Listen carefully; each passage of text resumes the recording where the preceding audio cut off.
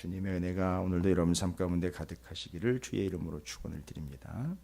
어제 저녁에 안디옥으로 복귀하게 되는 사도 바울의 이야기인 3차 선교 여행이 시작되게 되는 이야기에 대한 분수령으로 18장 23절의 말씀을 이미 말씀드렸습니다. 오늘 새벽은 24절부터 28절까지의 말씀으로 이미 3차 선교 여행이 시작된 여정입니다. 그래서 이제 3차 선교 여행이 시작되면서 자연스럽게 23절에 갈라디아와 부르기아 땅이라고 이야기하는 거 보니까 바로 그 아시아 지역 쪽의 그 동네를 이야기하겠죠. 거기를 돌아서 차례로 다니면서 모든 제자들을 굳건하게 한다라는, 이제서야 바울이 처음에 왜 아시아로 들어가려고 했었던 그 과정 있죠.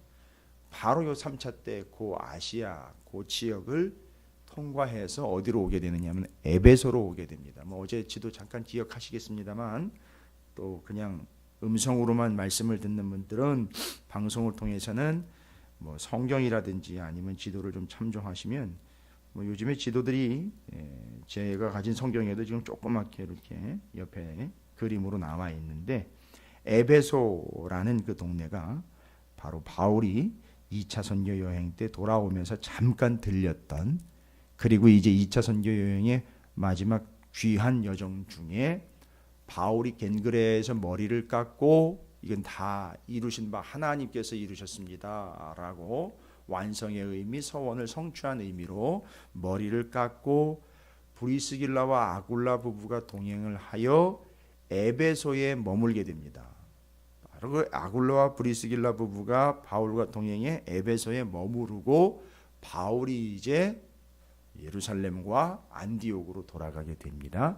그러니까 지금 현재 아굴라와 브리스길라 부부는 에베소에 남아있는 상황이고, 바울이 3차 때 바울의 선교팀 일행과 함께 에베소에 도착했을 때에 바로 그때 상황을 이야기하면서 알렉산드리아에서 난 아볼로라 하는 유대인이, 문제는 19장에 가보시면 아시겠지만 바울이 에베소에 도착했을 때에 바로 윗지방으로 다녀 에베소에 와서 어떤 제자들을 만났다라는 이야기의 내용을 보니까 19장 1절에 아볼로가 고린도에 있을 때에 이상하다. 24절부터 오늘 18장 24절부터 28절까지에는 아볼로가 에베소에 있었던 걸 이야기하는데, 19장으로 넘어가니까 바울이 에베소에 도착했을 때에는 그 아볼로가 어디에 가 있느냐 하면 고린도에 가 있습니다.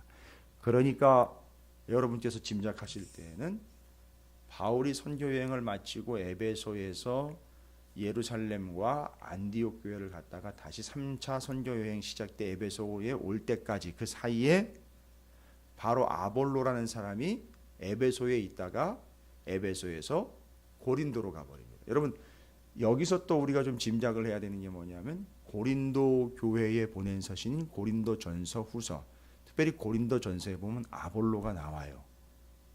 근데 은혜스러운 표현으로 나오기보다는 고린도 교회 성도들이 파벌을 만들어가지고 바울파, 게바파, 아볼로파, 그리스도파 이렇게 만들어서 교회의 성도들이 서로 파당을 지어서 시끄럽게 됐던 이야기들에 대한 해결책과 그에 대한 지적, 이미 이제 고린도 전서를 써보냈을 때에는 문제가 해결되고 난 다음의 이야기지만, 바로 그 교회에 그런 문제가 생겼다라는 걸 반증을 하고, 그 다음에 아볼로라는 바로 이 사람이 그 고린도 교회에서, 여러분이 알고 계셔야 되는 것은 담임 목회자로 일을 하고 있었어요. 물론 바울이 에베소에 왔을 때에, 바울이 3차 선교 여행 때 아볼로가 고린도에서 목회를 하다가 너무 힘들어가지고 복귀를 해버립니다. 에베소로. 그 실제로 이제 고린도 서신서에 나오잖아요. 내가 몇 번이고 너희들한테 가라고 그랬는데 아볼로가 안 간다고 그랬는 거예요. 못 간다고, 힘들다고. 바로 그런 이야기들이 뒤에 나와요. 그러니까 이런 이야기들이 고린도전서라든지 뒤에 3차 선교 여행에서 이해가 되시려면, 지금 아볼로라는 사람이 2차 선교 여행 만렵과 바울이 3차 선교 여행에서 에베소에 도착하기 전까지 거기서 무슨 일이 있었는가, 바로 아볼로와 브리스길라 아굴라 부부가 만났다라는 거죠. 왜냐하면 두 부부는 거기 남아 있었으니까요. 그럼 남아서 무슨 일이 있었느냐? 아볼로와 만납니다. 만났는데 아볼로라는 사람이 어떤 사람인지를 소개를 하면서 참 이해 안 되는 한 가지 의문점을 기록을 하면서 이 의문점이 해결이 되고 그 다음에 아볼로가 고린도로 넘어가게 됩니다. 그러면 무슨 일입니까? 알렉산드리아에서 난 아볼로라 하는 유대인이 이 아볼로는 유대인이네요. 유대인이면서 어디에서 났느냐 하면 알렉산드리아입니다. 디아스포라 유대인이겠죠. 알렉산드리아는요, 애굽의 대표적인 도시 아닙니까? 애굽, 이집트의 대표적인 학문 도시입니다. 유대인들의 인구가 상당히 많았었습니다. 어떻게 이 애굽의 알렉산드리아의 유대인들이 이렇게 많이 살게 되었는가? 여러분 구약 성경의 역사를 보면 예레미야 때 그때 무슨 일이 있었죠? 시드기야 왕 마지막 이스라엘이 남유다가 멸망할 때에 예레미야 뭐라고 얘기했습니까? 하나님의 이 계획을 받아들여라. 포로로 끌려가서 70년 동안 재교육받고 다시 돌아와야 되는 게 하나님 뜻이다. 이걸 거부한 사람들이 있죠.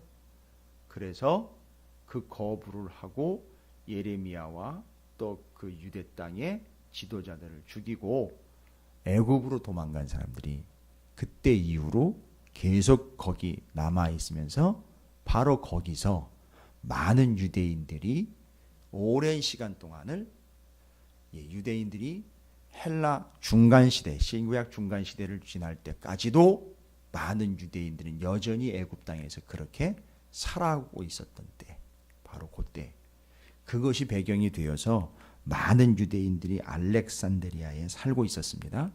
그 알렉산드리아에 살고 있었던 그 유대인 중에 바로 아볼로라는 사람인데 이 사람은 언변이 좋고 성경 곧 학문에 능했던 사람이다라고 나와 있습니다.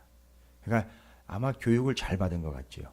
가정에서도 알렉산드리아에 살고 있었던 디아스포라 유대인이긴 하지만 어쨌든 이 성경에 아주 능통한 사람이다라고 소개가 되고 있습니다. 물론 여기서 말하는 성경은 구약 성경 39권이겠죠. 그리고 거기 알렉산드리아에서도 무슨 얘기를 들었느냐 하면 예수에 대한 얘기는 들었어요. 그래서 그 예수에 대한 이야기를 들어서 예수가 어떤 존재인지는 접목이 됐습니다. 그래서 예수에 대해서도 여기 배워서 25절에 그가 일찍이 주의 도를 배워 열심으로 예수에 관한 것을 자세히 말하며 가르치나 문제는 뭐냐면 요한의 세례만 할 따름이더라 라고 나와 있어요. 이게 지금 뭔가 예수님도 알고 성경도 알고 요한의 세례도 알고 있습니다. 그럼 뭐가 문제인가? 그런데 뒤에 보시면 그가 회당에서 담대히 말하기를 시작하거늘 브리스길라와 아굴라가 듣고 데려다가 하나님의 도를 더 정확하게 풀어 이르더라. 여러분 아볼로가 회당에서 말씀을 전할 때 아굴라와 브리스길라 부부가 역시 유대인이니까 그걸 들었는데 뭔가 잘못 전했다는 게 아니에요. 요한의 세례까지만 알고 있고 그 뒷이야기가 붙어버리질 않았다는 거죠. 그럼 여기 요한의 세례 이야기 19장 넘어가면은요, 역시 에베소에서 있었던 한 무리를 만났는데 한 12명 정도 됐다는데 역시 이 사람들이 뭐예요? 너희가 무슨 세례를 받았느냐? 요한의 세례입니다. 바울이 이르되 요한이 회개의 세례를 베풀며 백성에게 말하되 내 뒤에 오시는 이를 믿으라 하였으니 이는 곧 예수라 하고는 19장 5절에 그들이 듣고 주 예수의 이름으로 세례를 받았다라고 얘기합니다. 무슨 얘기입니까? 요한의 세례만 이해를 했고 예수의 세례는 이해하지 못했던 것. 여러분 예수의 세례가 뭡니까? 예수의 세례는 성령 세례를 말하는 겁니다. 그러면 아볼로 역시 요한의 세례까지는 이해하고 있었으나 이 사람이 무엇은 받지 못했다라는 것으로 정리가 되겠죠. 예수 그리스도 곧 성령 세례를 받지 못했다라는 겁니다. 그래서 다시 한번 말씀드립니다.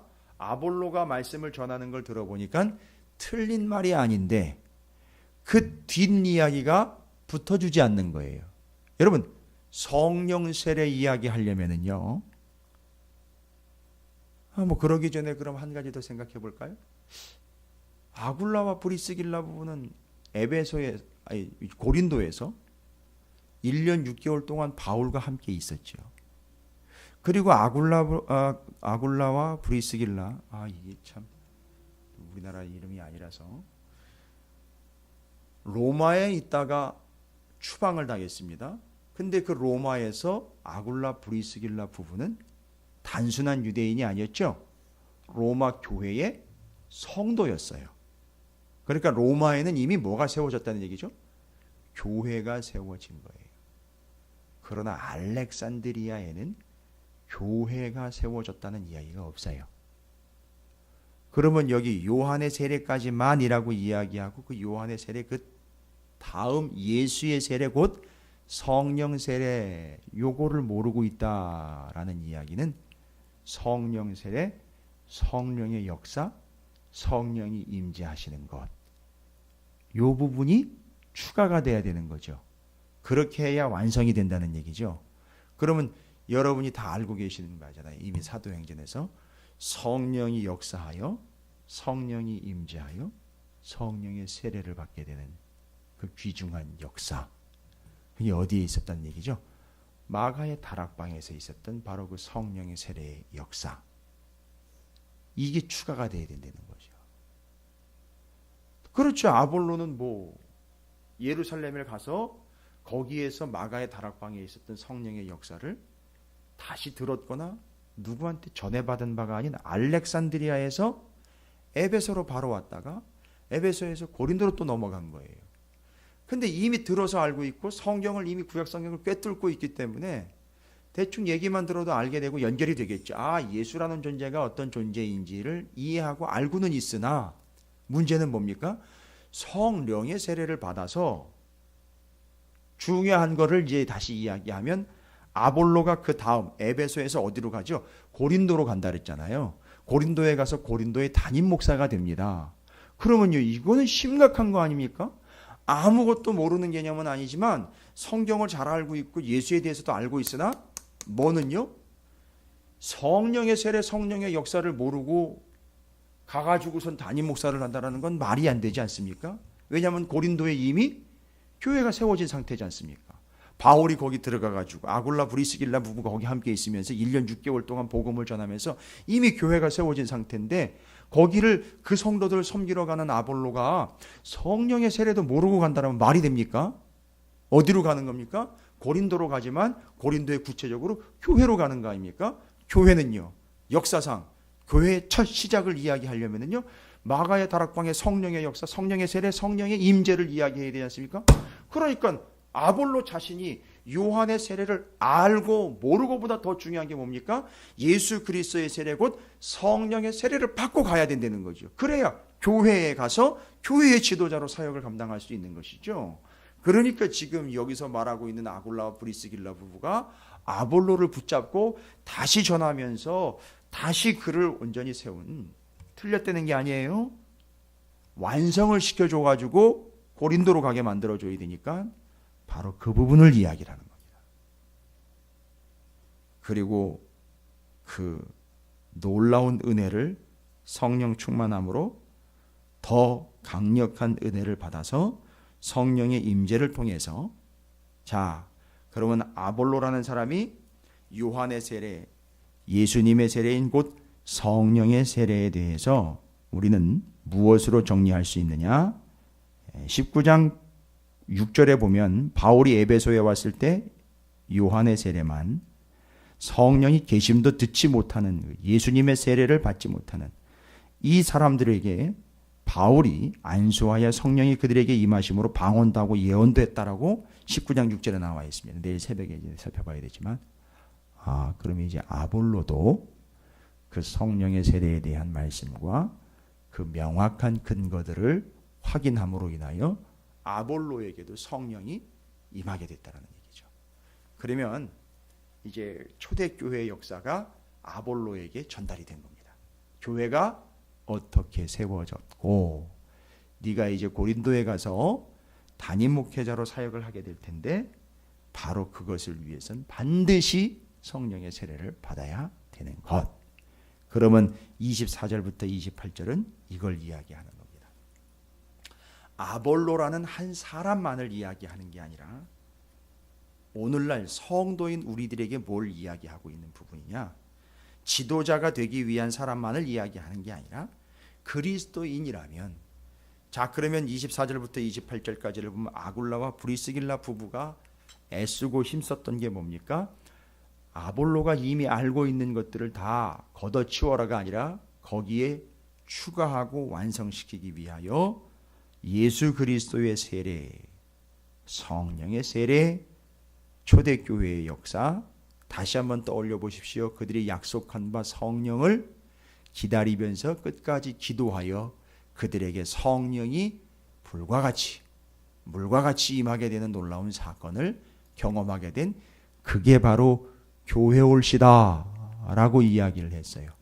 당신은 이제 유대인의 공동체에 속한 자가 아니라 교회의 일원이에요.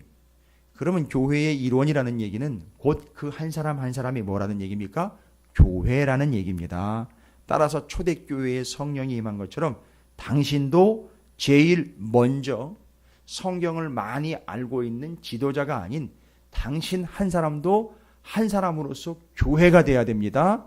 따라서 그 초대교회인 마가의 다락방에 성령이 임하여 거기가 교회가 된 것처럼 당신도 요한의 세례만 알고 있는 수준에서 성령이 임재하여 당신이 교회가 돼야 되고, 그 다음에 교회가 된 당신이 교회로 가서 교회의 일꾼이 돼야 되는 겁니다 하고 두 가지를 정리를 하는 겁니다. 아볼로는 아굴라와 브리스길라 부부에 의해서 이미 성경을 너무너무 잘 알고 있고 예수님도 알고 있고 요한의 세례도 알고 있으나 구체적으로 이야기하면 교회와 그 일꾼이 되는 데 있어서는 아직 부족하다는 것이죠. 그래서 아굴라와 브리스길라 부부가 두 가지를 정확하게 짚어서 얘기합니다. 당신은 먼저 교회가 돼야 되고, 교회의 지도자가 되기 위한 당신은, 교회의 일꾼이 되기 위한 당신은 교회가 되어 성령의 세례를 받고 성령 충만함으로 그 일들을 감당할 수 있습니다. 두 가지. 교회 돼야 됩니다. 일꾼 돼야 됩니다. 이를 위하여 성령 충만, 성령 임재, 성령의 역사가 당신에게 있어야 됩니다. 이건 뭘로 어떻게 가능한 겁니까? 아굴라와 브리스길라 부부는 바울과는 같지 않았으나 거의 바울의 수준에 이르는 그런 사람들로서 아볼로에게 초대교회 역사를 쭉 설명해 주면서 성령이 임하시기를 어떻게 했을까요? 같이 기도했다는 얘기죠.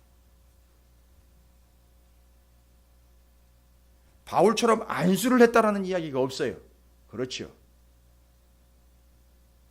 바울을 도왔던 평신도 사역자들이었던 아굴라와 브리스길라 부부가 아볼로에게 손을 얹어 안수하여 그들에게 성령이 임하기를 구했다라는 말은 없습니다. 그런데 아볼로는 뭔 결과, 어떤 결과일까요? 성령이 임했기 때문에 고린도로 가서 사역자의 사명을 감당했습니다. 그럼 성령이 임했다는 얘기거든요. 교회가 됐다는 얘기거든요. 그럼 아굴라와 브리스길라 부부가 말만 전하고 이런 게 있다는 것만 전했고 그거에 대한 뒷수습은 안 했다는 얘기 아니죠. 바로 아굴라 브리스길라 부부가 정말 죽어라 하고 아볼로를 붙잡고 아볼로와 함께, 아볼로도 역시 그걸 인정하여 나도 성령이 충만해야 한다는 걸 분명히 깨닫고 그 성령 충만을 위하여 셋이, 아니면 조금 더 있을 수도 있겠죠. 누군가 더 있을 수도 있겠죠. 그건 어쨌든 여기 나와 있는 중심 인물은 브리스길라 아굴라 부부, 아볼로가 함께 초대교회에 임했던 성령, 그 성령이 내게도 아볼로에게도 이 사람에게도 임하게 해 주십시오라고 뜨겁게 아마도 기도하지 않았을까. 이건 뭐 안 봐도 알 수 있죠. 그러다 보니까 결론은요, 우리가 이미 결론은 낸 겁니다. 이미 말씀으로 살펴본 거죠. 어떻게 성령이 임한다고 그랬습니까?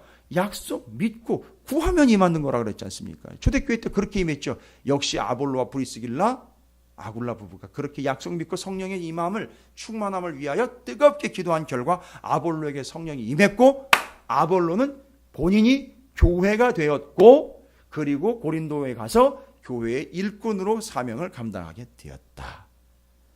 여러분, 이게 자세하게 지금 설명이 안 돼 있습니다만 아주 중요한 얘기입니다.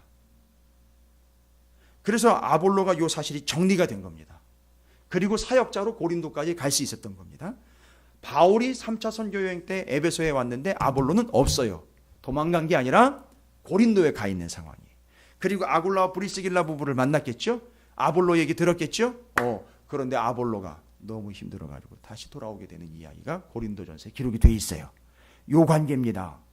근데 어쨌든 지금 아볼로 이야기와 바울, 그 다음에 아굴라 브리스길라 부부, 특별히 24절부터 28절까지는 요한의 세례, 예수의 세례, 예수님의 세례는 성령의 임재, 성령이 그들에게 임하여 성령의 세례라고 이야기할 때 다른 걸로 보실 필요가 없죠. 초대교회 마가의 다락방에 성령이 역사하여 임했을 때 거기가 교회가 됐던 바로 그 역사. 그걸 아굴라와 브리스길라 부부가 아볼로에게 정확하게 설명을 함으로 아볼로가 교회가 되고 아볼로에게 성령이 임하여 성령의 세례를 받아 일꾼 되어 고린도 교회로 파송되어 가는 그 이야기가 바로 이 짧지만 24절부터 28절까지의 내용입니다. 여러분 기억하십시오.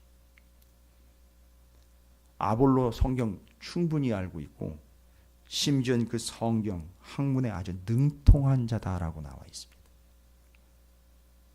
그렇다고 일꾼 되는 게 아닙니다. 그렇다고 교회가 되는 게 아닙니다. 성도 곧 교회는 성령의 세례, 성령의 역사, 성령의 충만, 또한 아울러 그 일꾼이라는 게 바로 어떻게 돼서 일꾼이냐, 일을 열심히 하는 게 일꾼이 아니라 이 교회가 된 자가, 본인이 교회가 된 자가 교회를 위한 일꾼이 될 수 있다는 사실입니다. 이 모든 것이 무로부터 기인, 성령 충만으로부터 기인된다는 사실입니다. 성령 충만은요, 다시 우리는 얘기합니다. 누구 다른 사람 이야기 들으실 필요 없어요. 은사주의와 성령주의, 오순절주의자들의 이야기를 들을 필요도 없습니다. 말씀을 보십시오. 어떻게 해서 성령이 충만하게 임하게 됐습니까? 초대교회 얘기를 해줘야죠. 아볼로 얘기를 해줘야죠. 그렇게 해서 성령이 그에게 임하여 그가 교회가 됐고 그가 교회의 일꾼이 되었다. 여러분, 우리는 이 말씀을 통해서 정확하고 명확한 사실 두 가지입니다. 저는 여러분에게요, 많은 분들이 새벽에 오는 건 아닙니다. 그러나 정확하게 말씀드리겠습니다. 여러분이 교회가 되셔야 돼요. 그래야 교회의 일꾼이 될 수 있습니다. 교회의 일꾼이 되고 난 다음에 뭘 어떻게, 아니요. 일하다 보면 성령 받는 게 아닙니다. 성령이 먼저 임하여 일꾼이 되는 거지. 일하다 보면 뭐 은혜 받고 일하다 보면, 아닙니다. 이런 새빨간 거짓말 때문에 오늘날 교회와 성도들이 너무 많이 무너졌어요. 일을 하다 보면 은혜가 받고 일을 하다 보면 성령, 아니요. 초대교회 보십시오. 일하다가 성령을 받은 게 아니에요. 성령 충만을 위하여 집중하여 모여서 기도했을 때, 끝까지 기도하여 끝까지 간구했을 때 성령을 받고 거기가 교회가 됐고 그들이 일꾼이 됐다는 얘기를 기억하시기 바랍니다. 아볼로 역시 그랬습니다. 그게 예수의 세례, 요한의 세례까지만 알고 있었던 그가 일꾼 되어 갈 수 있었고 그가 교회가 돼. 우리가 바로 그겁니다. 기억하십시오. 오늘 말씀을 통해서는 두 가지 반드시 기억해요. 나는 교회가 돼야 되고 나는 일꾼이 돼야 된다. 뭘 잘해서가 아니라 초대교회 아볼로처럼 성령이 임하여 교회가 되고 교회된 자가 교회를 위한 일꾼이 될 수 있다는 사실을 잊지 마십시오. 이걸 아주 적나라하게 기록을 하여 우리는 24절부터 28절까지 잘 정리해야 한다는 거죠. 여러분 모두가 다 성령의 임재, 성령의 충만으로 교회가 되고 교회의 일꾼이 되시기를 주님의 이름으로 축원을 드립니다. 28절 보십시오. 이게 이해가 돼야 이는 성경으로서 예수는 그리스도라고 증언하여, 왜요? 예수의 세례인 성령 세례를 받고 나니까 예수가 그리스도라는 걸 선포하며 뭘로요? 성경으로서 이미 성경을 알고 있는 자가 공중 앞에서 힘있게 유대인의 말을 이기밀어라. 복음 전파가 아주 효과적으로 일어났다는 걸 알 수 있죠. 아볼로를 통해서요. 요겁니다. 이게 그 성령의 세례 역사 충만함이 아니었다면 있을 수 없는 일. 그 성령의 세례를 통해서 교회되고 그 교회된 자가 교회의 일꾼이 된다는 사실 잊지 마시고, 여러분이 바로 이 아볼로와 같은 성령이 충만하여 교회가 되고 교회의 일꾼 되시는 귀중한 존재들이 되시기를 주님의 이름으로 축원을 드립니다. 오늘도 그래서 우리는 구해야 될 바는 딱 하나입니다. 예수 그리스도를 통하여 성령이 충만한 삶을 허락해 주시옵소서. 달라고 구하셔야 돼요. 성령 충만은 간구해야 하는 겁니다. 믿음으로 간구하시고 그렇게 성령 충만한 한 날이 되시기를 주님의 이름으로 축복합니다. 주의 이름을 크게 한번 부르시고 주님 초대교회처럼 아볼로처럼 제게 성령이 임하여 교회되고 교회의 일꾼 되겠습니다. 통성으로 기도합니다. 기도하겠습니다.